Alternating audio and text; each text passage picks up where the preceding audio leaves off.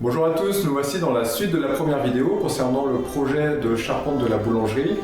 Et tout au début de cette vidéo, vous avez pu remarquer quelques photos de plusieurs pans de bois.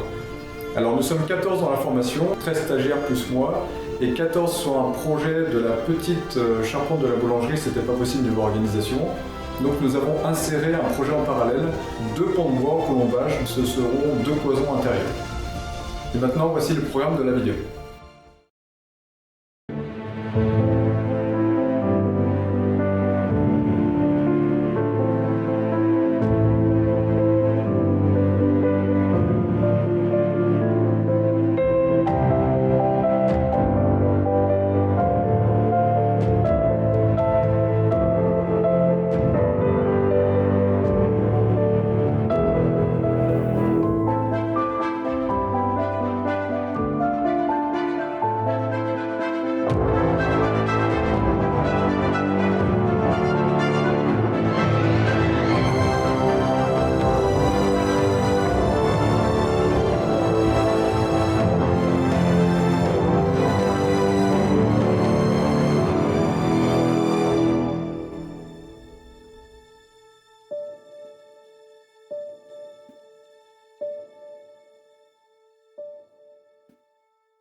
Pour la charpente de la boulangerie, avant de commencer le projet, nous nous sommes entraînés en dessin puis en maquette sur différents thèmes qui la concernent. Et dans cette vidéo, je vais vous en présenter 2, la ferme biaise et le fêtage de porte. Le but est de ne pas rentrer dans les détails, mais de vous présenter comment nous fonctionnons dans l'apprentissage pour arriver au but final dans le centre de formation. On va commencer avec la ferme biaise, mais avant, on va faire un petit point rapide sur la forme et le rôle de la charpente pour la boulangerie. Voici une vue de côté sur le logiciel, donc avec un pignon ici, un autre pignon là, et puis la hotte. Et quand on part sur une photo en vue réelle, on a bien un pignon ici, un autre pignon, et puis la hotte qui se trouve là. Donc maintenant je passe en vue intérieure pour vous montrer bien cette hotte là qui est reprise par cette poutre, et il y a 2 poteaux ici, ce sont 2 troncs d'arbres. Si je prends la photo dans le réel, donc on a bien la hotte ici, la poutre qui retient cette hotte, et elle commence à flancher, ce qui fait que le propriétaire a placé 2 troncs ici pour assurer que la hotte ne s'écroule pas. Le propriétaire nous a demandé s'il y avait la possibilité de trouver une solution d'enlever les 2 poteaux pour ne pas gêner l'espace intérieur. Alors si je reviens sur le logiciel, nous avons donc proposé de créer une ferme, donc c'est toute la partie qui vient d'apparaître. Son but est que les 2 jambettes, donc cette pièce de bois là et cette pièce de bois là, soient reliées aux arbres à étrier, donc les arbres à étrier c'est cette pièce de bois là et cette pièce de bois là, et aussi reliées à la poutre porteuse ici. Donc cette jambette a à chaque bout un système de queue d'aronde qui est un assemblage spécifique qui va permettre à la poutre, donc celle-ci, à la poutre porteuse, d'être suspendue à la ferme avec un renvoi de charge dans les murs, ici, et non sur les poteaux. Et ça nous permet de retirer les 2 poteaux. Alors, par rapport à la forme de cette ferme et pour un visuel esthétique, il a été proposé de créer une deuxième ferme d'un visuel se rapprochant à la première.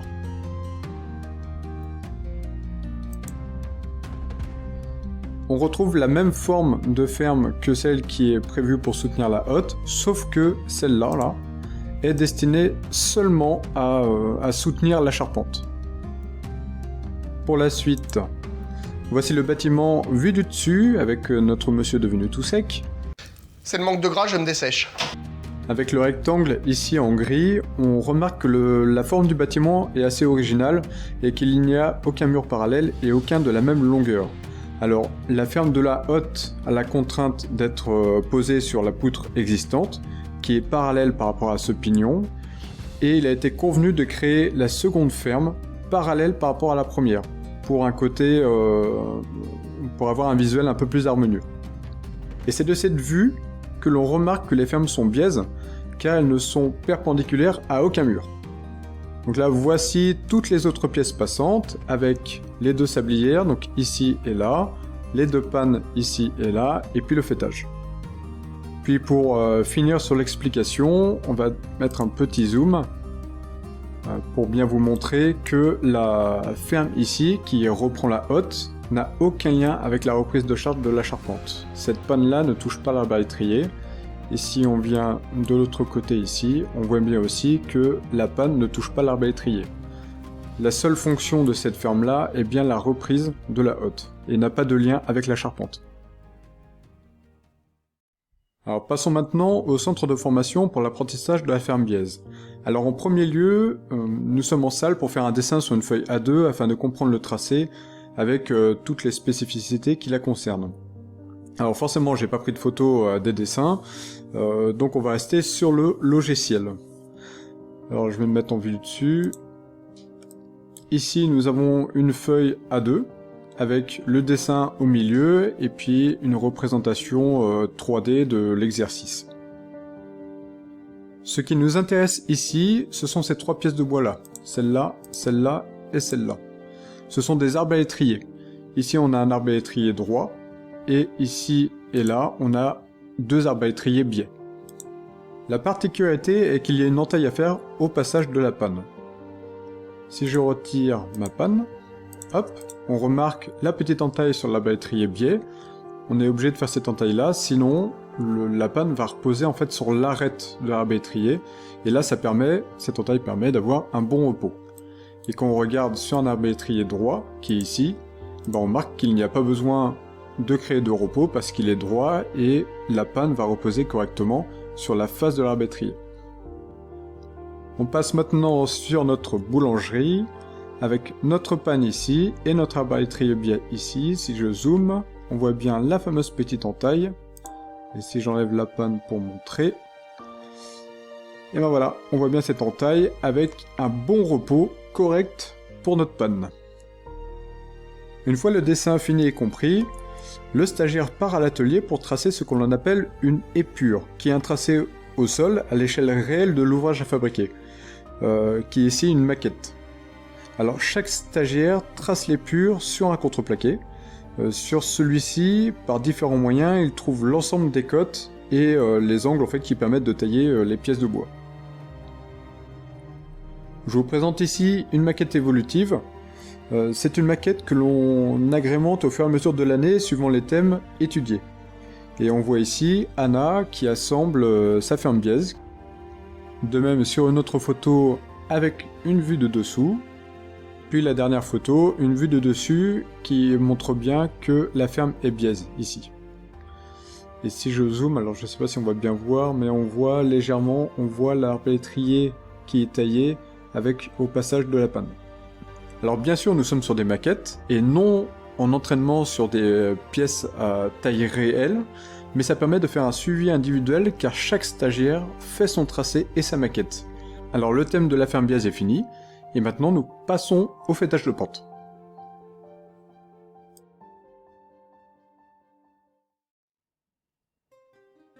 Donc maintenant on va faire un point pour le fêtage de pente. Donc si je me mets la vue de côté, on remarque que cette pièce ici qui est le fêtage est en pente. Alors pourquoi? Parce que j'ai un petit peu picolé. Eh bien même pas. Quand on regarde la vue du dessus, je me mets en caméra, projection parallèle, j'enlève les pannes, on voit que ce mur-là n'est pas parallèle à ce mur-là. Et pour vous expliquer, je vais aller sur un de leurs exercices. Nous voici sur l'exercice. Si je vais au-dessus, on a bien la feuille A2 ici, comme pour la ferme biaise de tout à l'heure, avec le dessin au milieu, et puis une petite vue 3D, avec des chevrons, et puis un fêtage de pente ici, qui est assez prononcé. Je récupère mon petit mur, que je mets sur le côté. Et là, comme pour la boulangerie, on voit que ce mur-là n'est pas parallèle par rapport à ce mur-là. Je récupère mon petit mur. Je le place là. Ici, j'ai mis une pente, là, avec un fêtage de niveau. Et quand je regarde par bout, comme si je regardais par exemple d'un pignon et que j'essayais de dégauchir un versant, de le regarder, on voit que ce versant en fait est voilé. On voit qu'il n'est pas plan, il n'est pas droit, il est voilé. Maintenant comparons ces deux modèles 3D. Donc on a celui-ci et celui que l'on vient de voir avec le fameux fêtage de niveau. Celui-ci a un fêtage de pente, on est exactement sur le même exercice. Sauf que le fêtage de pente ici était calculé pour qu'il soit bon. Mais on va pouvoir le vérifier par une méthode que l'on a vue dans nos années collège, c'est-à-dire les lignes de fuite. On peut créer des lignes fictives et toutes doivent passer par un même point, et si c'est le cas, notre toit est bon. Si ce n'est pas le cas, notre toit n'est pas bon. C'est-à-dire que ici, pour le fêtage de pente, par exemple, je fais filer une ligne fictive, une autre aussi. Si je dézoome, on voit que ça passe par un point d'intersection ici. Je peux faire pareil avec l'autre. Un point de fuite ici. Un autre là. Et ça passe aussi par le même point. Je fais filer mon fêtage de pente là. Ça passe par le point d'intersection. Les trois lignes se rejoignent, donc là c'est bon. J'ai mon toit qui est bien plan, c'est-à-dire que si je regarde au bout, et ben, quand j'aligne tout, et ben on a un toit qui est bien droit. Maintenant je fais filer ici le fêtage, qui est de niveau, je rappelle. Et bien on voit qu'il ne passe pas par le point d'intersection là, qu'il est beaucoup plus au-dessus. Et je rappelle que quand je regarde, je vais passer celle-là, et bien voilà, quand je regarde par bout, on voit bien le voile, et on voit que rien ne se croise, donc notre toit en fait n'est pas bon. Voilà pour l'explication du fêtage de pente. Concernant la boulangerie, les explications du fêtage de pente et des fermes biaises sont finies, donc nous pouvons passer au colombage.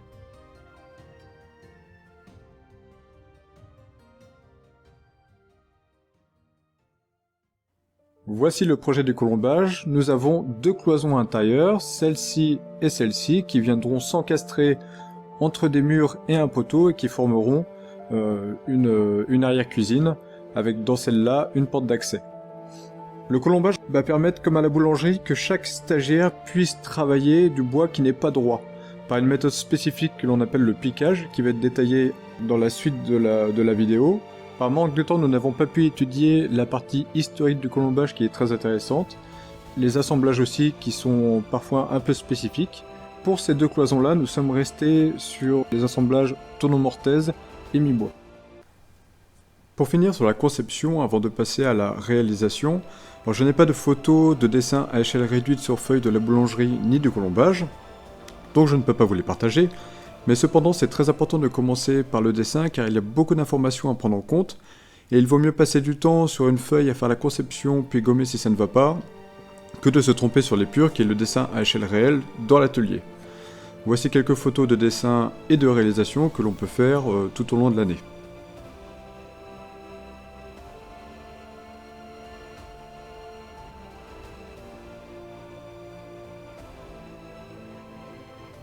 Et maintenant, passons à la réalisation.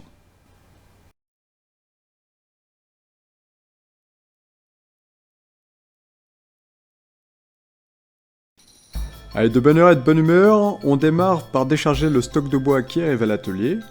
Et pour l'organisation des deux chantiers, on va travailler par équipe de 2 voire 3 pour plusieurs raisons.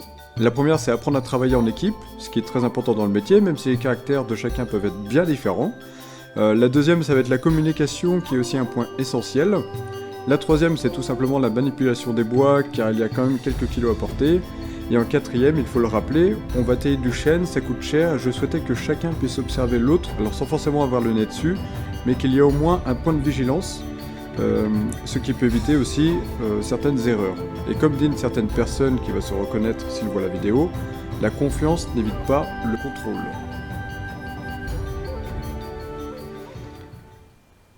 Allez, on passe maintenant à l'atelier, sur la partie de la boulangerie. Alors elles sont 2 à tracer l'épure, ce qui permet de rester concentré et d'éviter les quiproquos.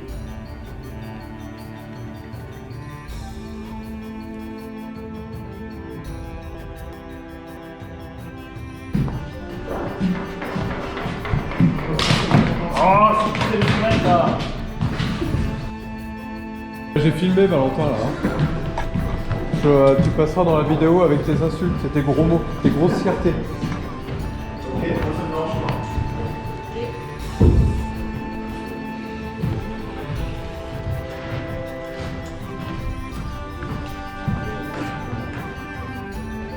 Ça fait vraiment... Ouais, t'enlèves juste 7,5 quoi. Alors pendant ce temps-là, par exemple, une équipe prépare les pièces passantes, donc les sablières, les pannes et le fêtage. Ici ce sont des pannes, avec un assemblage central.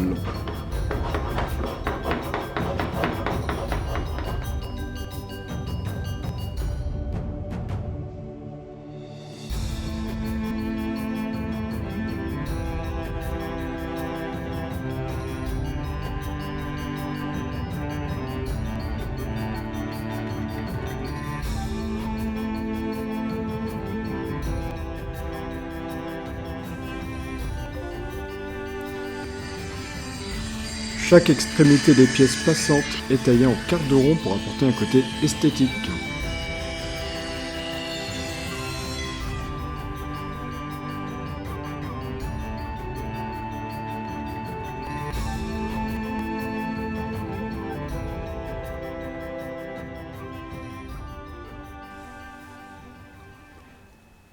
Allez, en parallèle, on va faire un tour du côté du colombage. Alors malheureusement, il me manque du contenu multimédia de tout début, mais je vous partage quand même ce que j'ai. Comment ça va, David? C'est cool, hein? C'est joli, ça. Alors on visualise un bout de pont de bois déjà bien avancé avec les tenons et les mortaises faites, et on remarque aussi un assemblage au milieu d'un poteau qui permet d'abouter 2 pièces de bois.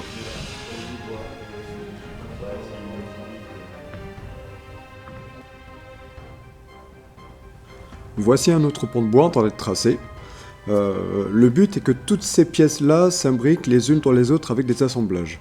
Alors en dessous des bois, il faut imaginer qu'il y a les purs. Les pièces de bois sont placées une à une en hauteur, comme des caplas, toujours guidées par le fil à plomb qui permet de suivre cette épure. Alors en amont, les bois ont été lignés. Alors ce sont des lignes tracées sur toute la longueur de chaque morceau de bois, et quand on place les bois sur les purs, on place un niveau dessus sur cette ligne, pour qu'elle soit justement de niveau, et c'est pour ça que l'on voit plein de petites cales. Alors les bois n'étant pas droits, on ne peut pas les mettre de niveau sans le lignage.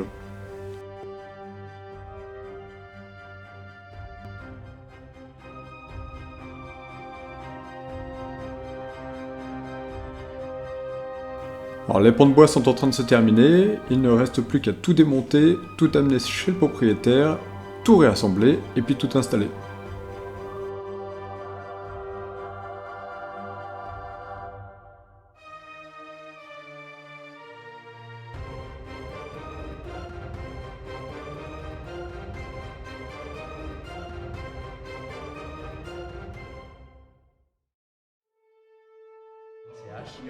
Donc là, ça doit être ça en fait. Je pense qu'ils ne le précisent pas, mais. Allez, de retour sur les équipes de la charpente de la boulangerie. Là, je te prenne. C'est la hauteur du morceau de bois, mais... Tu vois l'horizontale là? Et il faut à peu près l'aligner.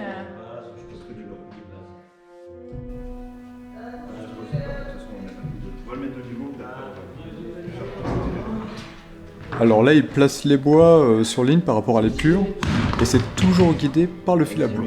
Relève-le. Remonte-le. Doucement, encore un petit peu. Attends.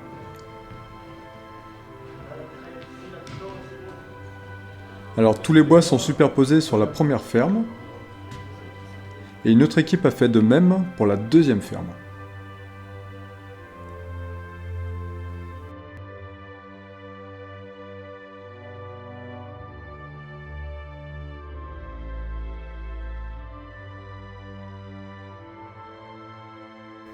Une fois les bois placés comme pour le colombage, on trace l'ensemble des pièces. Alors c'est une étape assez longue car il faut s'adapter à chaque morceau car ils sont tous différents. Donc c'est un vrai jeu de patience.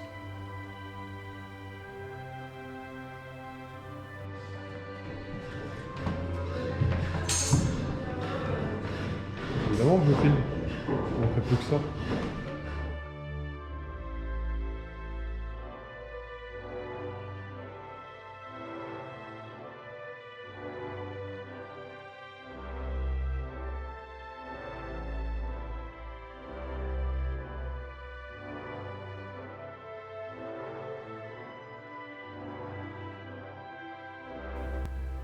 Alors une fois l'ensemble tracé, on se concentre sur le taillage. Ici on a un assemblage en brèvement avec une mortaise. Ici on a une jambette avec une queue d'aronde. Et là on voit Michael qui utilise la mortaiseuse pour creuser des mortaises, tout simplement.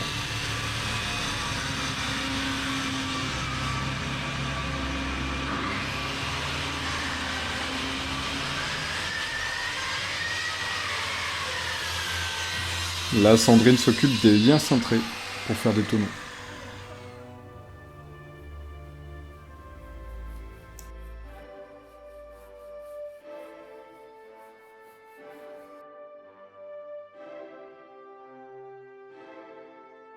Alors maintenant, c'est l'assemblage à blanc, donc c'est-à-dire que l'on assemble toutes les pièces pour voir si tout se monte correctement. Alors c'est une étape assez satisfaisante car on voit les volumes qui prennent forme petit à petit. Alors c'est la fin du taillage, avec un dernier visuel sur le fêtage de pente, avec aux jonctions des pièces que l'on nomme poinçons, puis des liens de fêtage.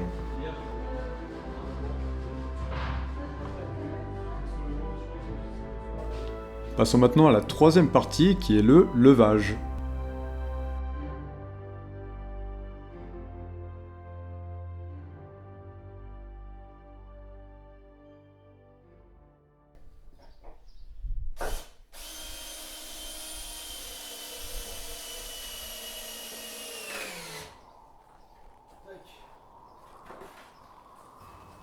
Allez, on débute avec le colombage qui est assemblé directement sur le lieu du montage. Alors cette partie a été faite après la formation. Alors on peut remarquer la nouvelle marque de chaussures de sécurité, alors qui se nomme Nu-Pied Secure. Alors ce sont des chaussures de sécurité en forme de pied, nu, et si le mur de colombage lui tombe dessus, il n'y a pas de problème, il n'ira pas à l'hôpital, il n'aura pas non plus de béquille pendant plusieurs semaines. En plus c'est anti-transpirant.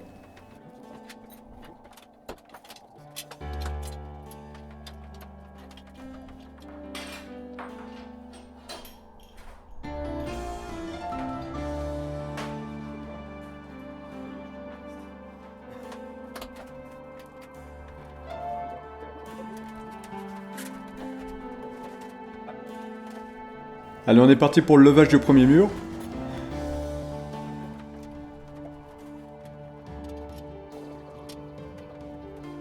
Il y aura un soubassement en tuffeau en dessous qui est monté après. C'est pour nous faciliter l'encastrement du colombage.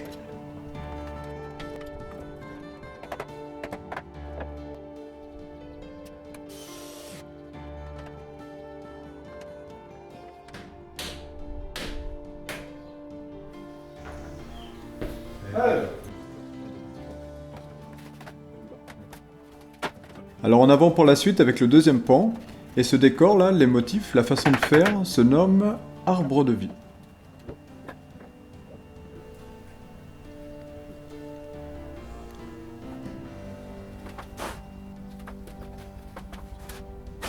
Alors voici la suite du mur avec tous les bois, et tout s'encastre bien, donc c'est assez agréable, et très satisfaisant.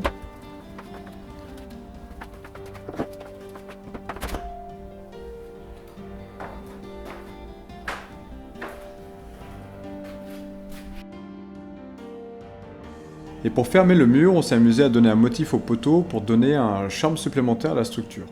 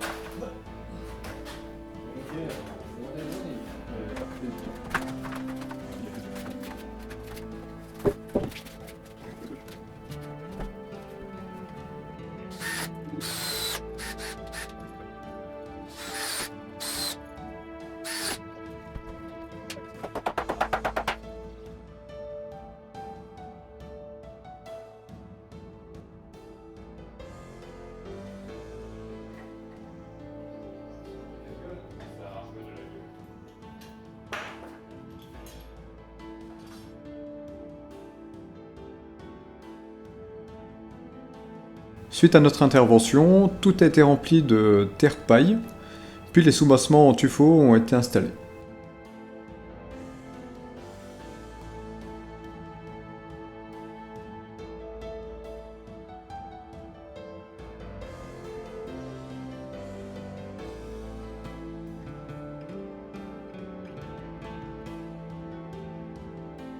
Pour la partie du colombage, c'est terminé et nous pouvons passer à la boulangerie.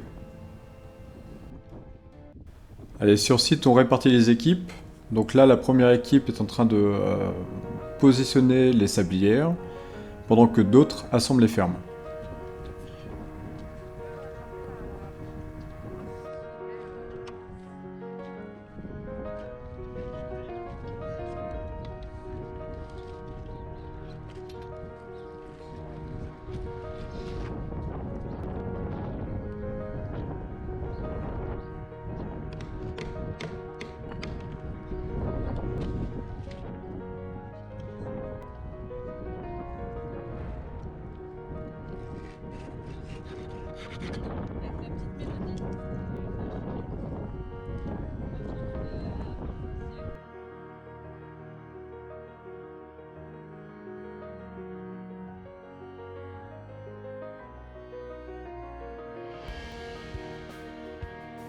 Alors nous avons installé un pignon provisoire qui est posé sur les sablières et réglé de façon à placer les pannes et le fêtage sans avoir besoin de réfléchir, et ça nous va bien.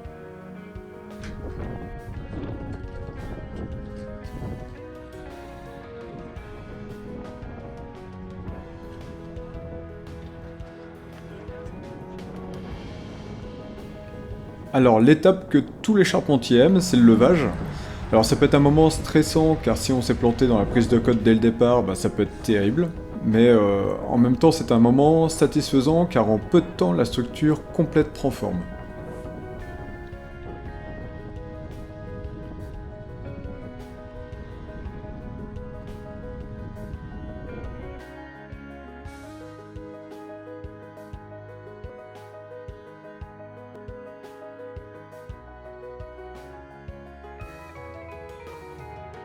Bon, un point sur la sécurité, alors on dirait pas, mais tout le monde a des casques, mais sauf que certains sont invisibles.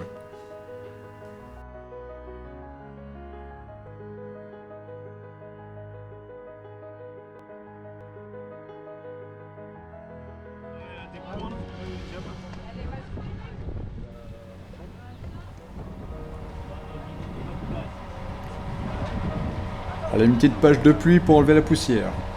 Et oui, dans le métier, ça fait partie du jeu.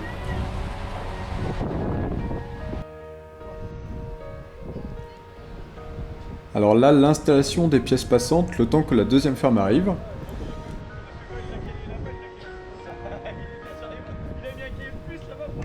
Et là, on voit bien l'utilité de la ferme provisoire, avec les pannes et le fêtage dessus.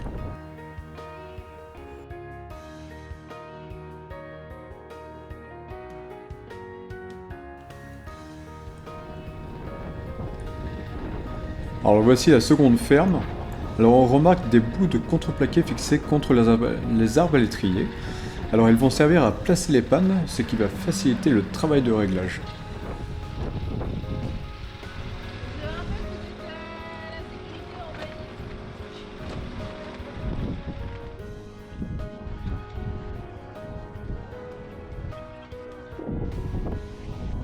Alors cette ferme est posée sur la poutre qui soutient la hotte. Et en amont, nous avons taillé des assemblages dessus pour accueillir cette ferme. Et là, nous avons un embrèvement.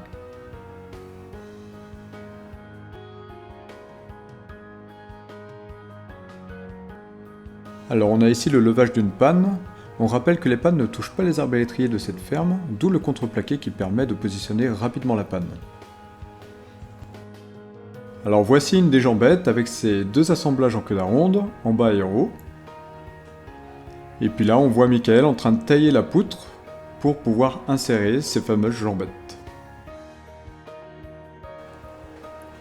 Alors grâce à cet assemblage, nous avons pu retirer les deux poteaux qui soutenaient cette hotte, et tout se maintient comme prévu. Alors pour finir, nous laissons la propriétaire placer les deux dernières chevilles pour fixer les pointes de diamant.